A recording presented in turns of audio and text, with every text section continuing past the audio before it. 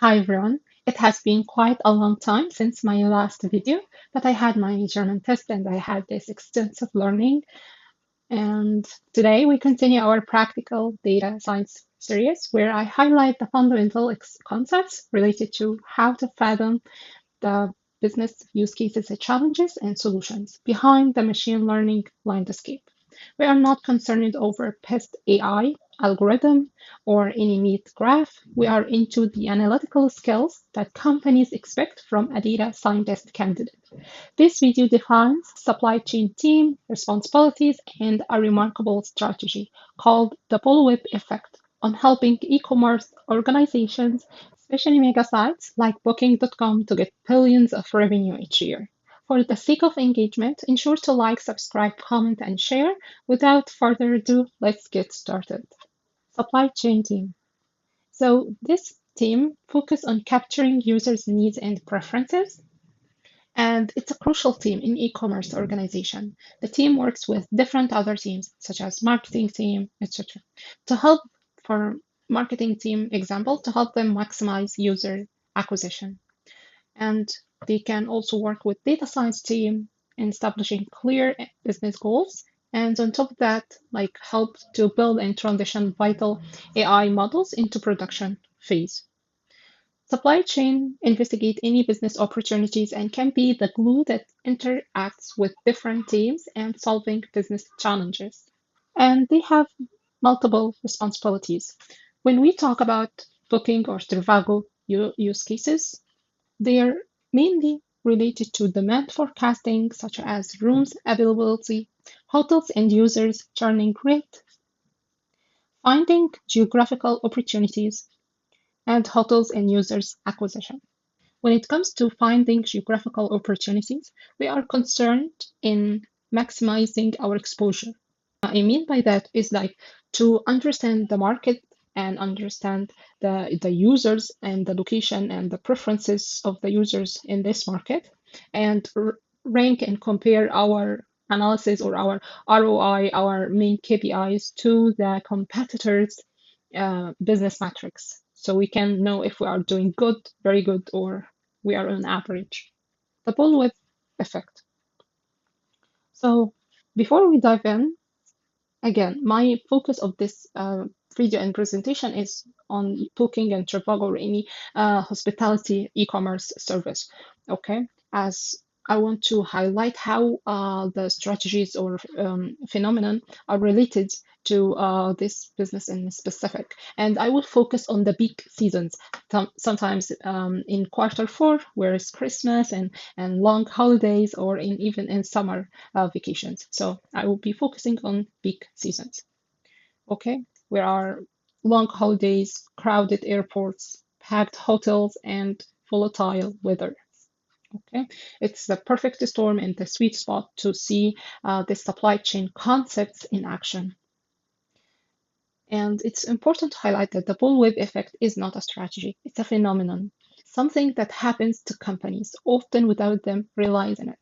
A tiny ripple at the customer end becomes a massive wave by the time it reaches the manufacturer, as you can see in the graph.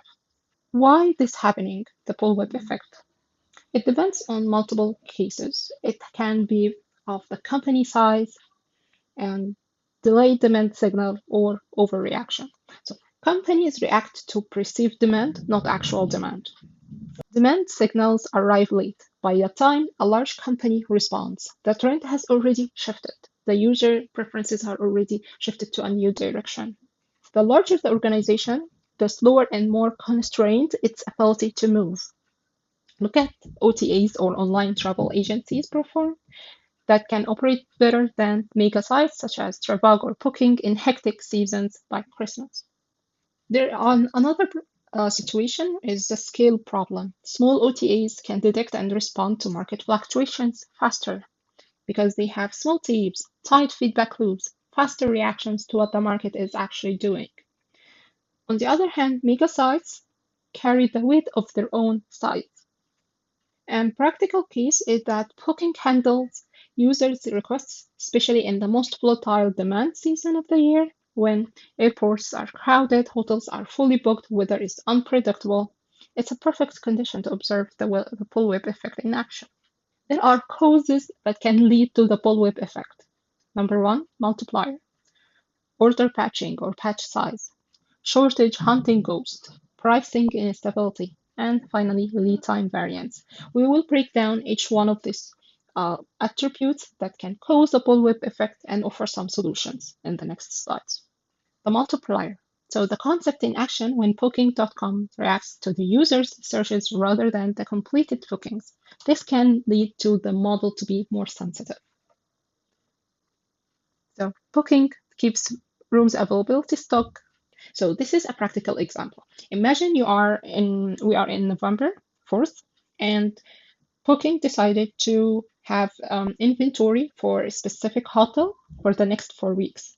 So she does the calculation, prediction, machine learning or deep learning models, and decided that they are expectant that there are 100 users per week, and she wants to request inventory from the hotel. So Booking will request 400 rooms for December because she expects that the hotel will sell 100 rooms per week, 400 rooms per month.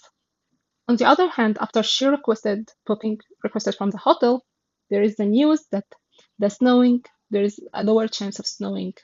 And instead of receiving 100 bookings per week, we are expected to get 90 bookings per week only.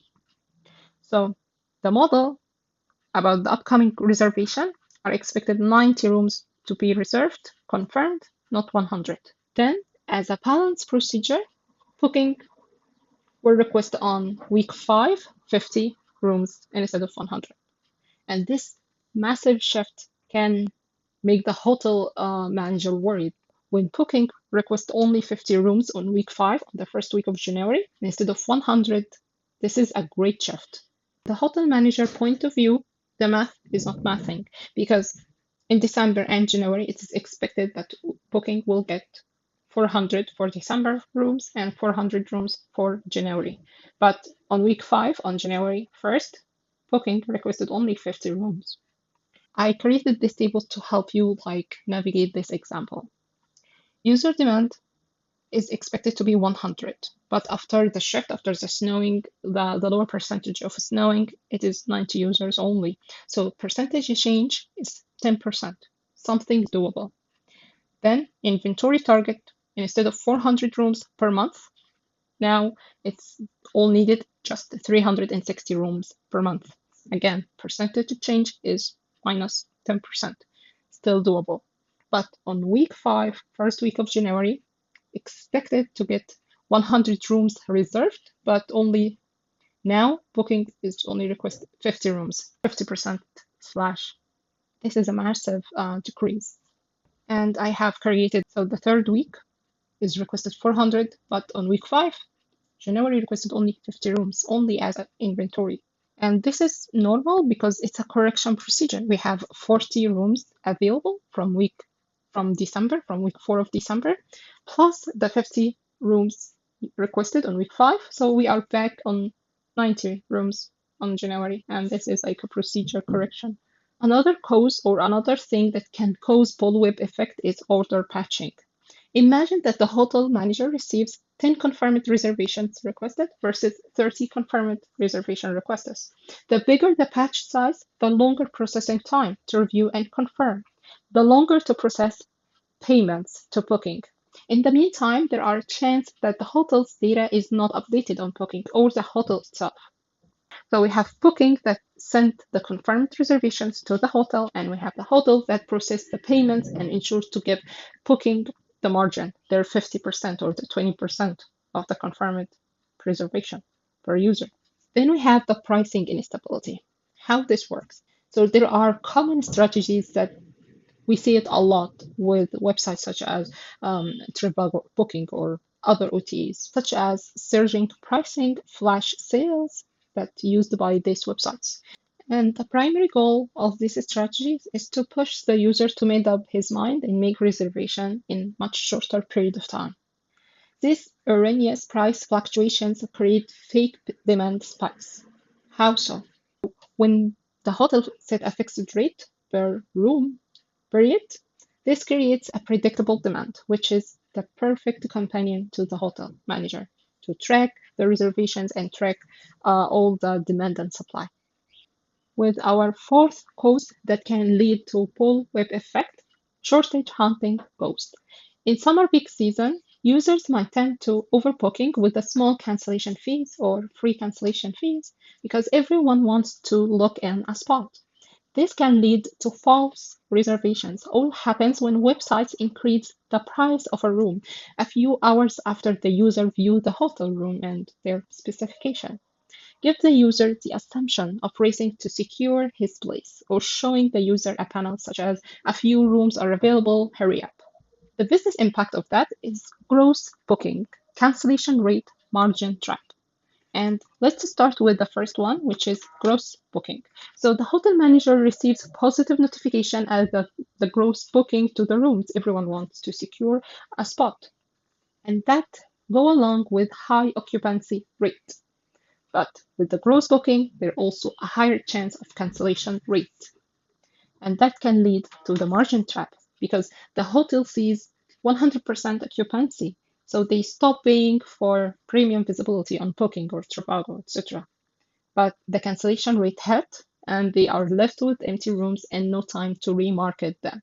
The solution for this is to keep the hotel managers updated and explain to him that despite the increase in the booking, historically, the expected occupancy rate is fixed at a percentage and show him the percentage, what the historical data say.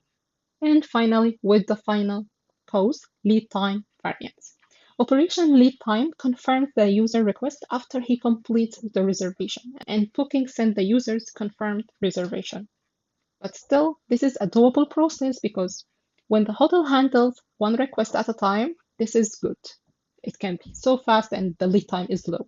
But what about when users requests during peak seasons and there are a complete requested from different users? Users make reservation multiple at the same time. The amount of time to process all these requests can be challenging.